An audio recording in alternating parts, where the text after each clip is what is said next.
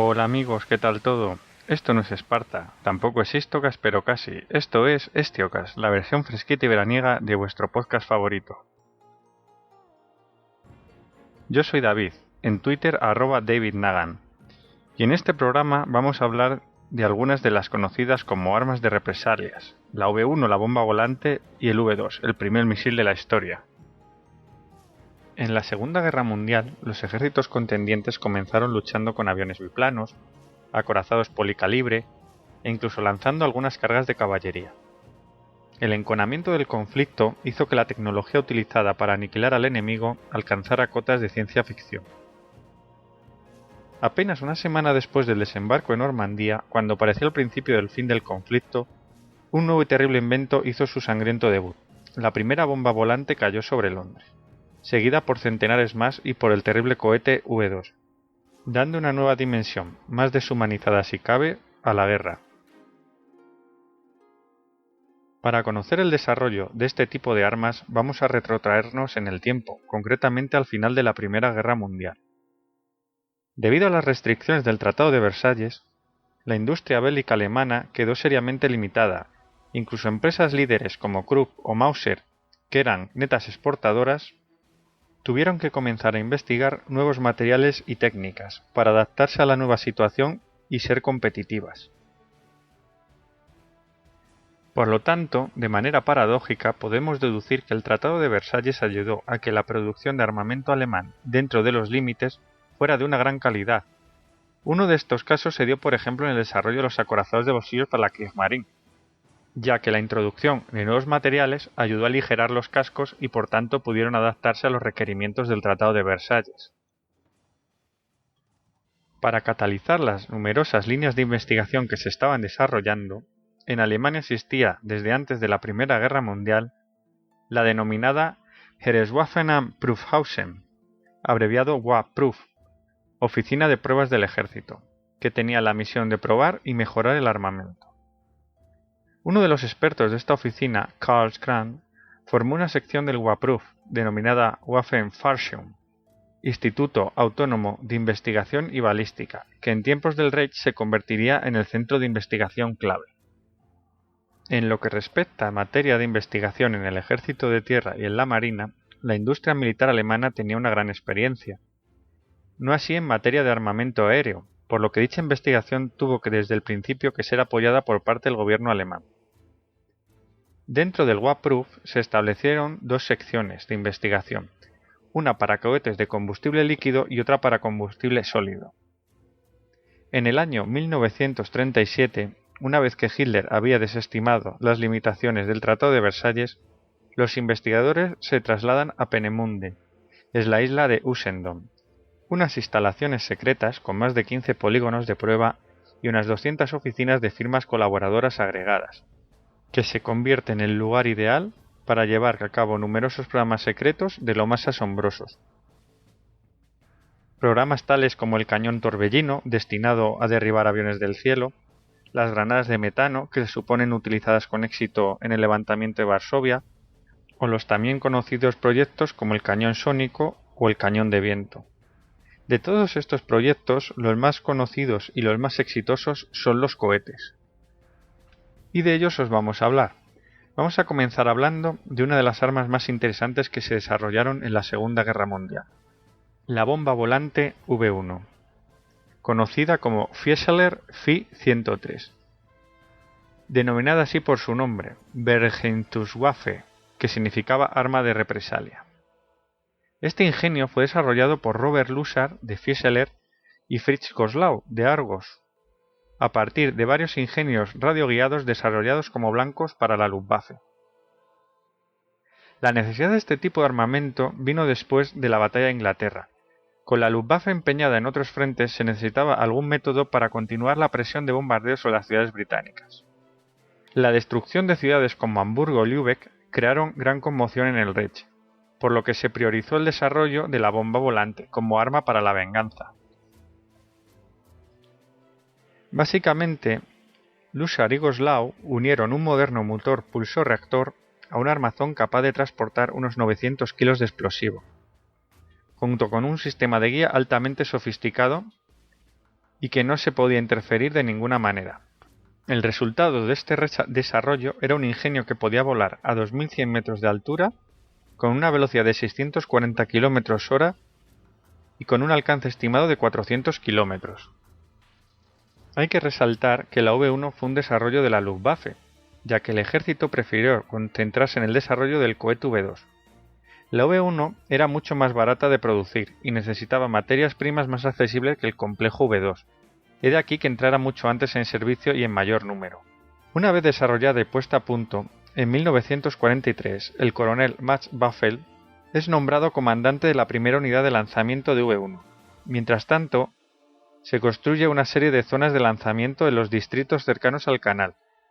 En un principio, los conocidos como búnker de esquí, al tener esta forma tan característica desde el aire. La inteligencia aliada pronto detecta estas construcciones y además las relaciona con las V-1 que se estaban desarrollando en Peenemünde y de la que también tenía información. Es por ello que los aliados se deciden a lanzar la operación Crossbow. Los búnkeres con forma de esquí son bombardeados y seriamente dañados, por lo que son abandonados y son cambiados por rampas, de un modelo más simple y mejor camuflado, que una vez descubiertas son también machacadas sin piedad por los bombardeos. En el bombardeo se utilizó todo tipo de bombas, incluido las Tallboy de 6 toneladas. Además, se puso en práctica la operación Afrodita, lanzando una serie de B-17 radioguiados cargados con 10.000 kilos de explosivos cada uno contra los búnkeres que albergaban a las V-1. Esta operación tuvo muy poco éxito, ya que ningún B-17 dio en el blanco. Cabe destacar que la operación Crossbow absorbió un 14% de la capacidad de ataque de bombarderos pesados aliados entre agosto de 1943 y agosto de 1944. Como consecuencia de estos bombardeos y a la vulnerabilidad de las zonas de lanzamiento, se desarrolló un método para lanzar las V-1 desde Heinkel G-111 en vuelo, sobre el Canal de la Mancha, método de ataque que sería después utilizado para bombardear Inglaterra. En mayo de 1944 se pone en marcha la operación Eichbar, que preveía el bombardeo masivo de la ciudad de Londres desde V-1 estacionadas en tierra, desde V-1 a bordo de los Heinkel G-111, por bombarderos convencionales y por artillería a largo alcance. Providencialmente, el bombardeo por parte de los cazas aliados de un tren cargado de combustible ralentizó el comienzo de la operación, que no estuvo lista para ponerse en marcha hasta una semana después del desembarco de Normandía. Finalmente, el día 13 de junio, se lanza la primera salva de bombas V-1 sobre Londres. Hay que añadir que la V-1 estaba calibrada apuntando al puente de la Torre de Londres, y hay que destacar que de todas las lanzadas ninguna dio en el objetivo. El primer ataque resultó decepcionante. Solamente 6 bombas alcanzaron la zona de Londres. Pero le seguirían numerosos lanzamientos que provocarían el terror en los británicos. La llegada de las V-1 fue un shock para los londinenses, que prácticamente estaban fuera de la guerra desde 1942. Además, la naturaleza impersonal de este nuevo arma provocó una gran desazón entre los ciudadanos. A mediados de julio de 1944 se habían lanzado un total de 4.000 bombas V-1, de las que aproximadamente algo más de la mitad llegaron sobre la zona de Londres. Hay que destacar también un gran número de bombas derribadas. La ciudad de Londres se encontraba en una situación de pánico. Cuando el sonido del motor pulsorreactor comenzaba a escucharse, la población buscaba refugio. Pero la muerte que traía la V-1 era silenciosa. Era en el momento cuando se detenía el motor que comenzaba el pánico, ya que la bomba entraba en picado y estallaba sobre la superficie. Más de 350.000 personas abandonaron la ciudad, e incluso se pensó en la total evacuación. Estaba claro que el efecto psicológico de las V-1 era incuestionable. Conociendo de antemano los desarrollos alemanes, los británicos preveían un ataque con un nuevo tipo de arma, por lo que activaron un plan preconcebido y se dispusieron a acumular en el área urbana de Londres gran cantidad de armas antiaéreas, globos de barrera y escuadrones de caza. Hay que resaltar que al principio de la ofensiva de las V-1, en el área de Londres solo se contaba con un escuadrón de Hawker Tempest, el único avión por aquel entonces capaz de alcanzar la velocidad de una V1 para poder derribarla. Poco a poco se fueron añadiendo las últimas versiones de cazas clásicos de la Segunda Guerra Mundial, como fueron los Mustang o los Spitfire. Otro de los modelos de avión que se utilizó para interceptar las V1 fue el Gloster Meteor, el primer avión a reacción británico que entró en operaciones en el área metropolitana de Londres para intentar atajar esta amenaza. Los métodos de derribo de las V1 eran varios. Normalmente se ajustaban las armas para converger a una distancia muy cercana y así hacer un blanco seguro. Pero también se desarrolló una forma mucho más curiosa, y era poner el avión justo al lado de la V1 y golpearla con el ala para así descontrolar su sistema de guía y hacer que cayera. Mientras las fuerzas aliadas avanzaban por Europa, iban alejando el peligro de Gran Bretaña, pero los alemanes encontraron un nuevo objetivo, el recientemente capturado puerto de Amberes. Los alemanes lanzan la operación Donnerstag, atacando Amberes, Bruselas y otros objetivos. Esto obliga a la defensa antiaérea aliada a reestructurarse y a la dispersión de las zonas de suministro para que no sean objetivo de los bombardeos. Poco a poco, según el Reich se iba encogiendo, las V1 se quedaron sin rampas de lanzamiento y por tanto dejaron de ser una amenaza palpable tanto para Londres como para las tropas aliadas que avanzaban. Como resultado del servicio de la V1, hay que decir que de las aproximadamente 8.600 bombas lanzadas sobre Londres, una tercera parte dio en el blanco. Hubo más de 5.000 habitantes muertos, 37.000 heridos y daños en multitud de inmuebles. Después de la guerra, los informes aliados sobre la V1 dedujeron que había sido un éxito, ya que este arma, sin poner en juego vidas propias, había provocado daños similares a lo de la Blitz de 1941-1942. Por tanto, se tuvo este nuevo modelo de arma muy en cuenta para desarrollos futuros. El V1 no fue el único arma de vanguardia que entró en servicio en la Segunda Guerra Mundial. A continuación vamos a hablar de su hermano mayor, el cohete V2. Esta fue una de las armas más innovadoras de la guerra. Comenzó su desarrollo con los modelos de cohete A1 y A2, donde se experimentó el tipo de combustible y se realizaron los primeros lanzamientos. La versión definitiva del cohete fue el denominado A4, desarrollado por Wernher von Braun, tenía 14 metros de altura, pesaba 12,5 toneladas, de la que una era de explosivos, y alcanzaba la fantástica velocidad de 5.760 km por hora. Fue el primer objeto conocido en realizar un vuelo suborbital. El desarrollo del V2 respondía a una serie de requerimientos del ejército, como el de ser un arma capaz de alcanzar fácilmente ciudades como París y Londres y que fuera fácilmente transportable.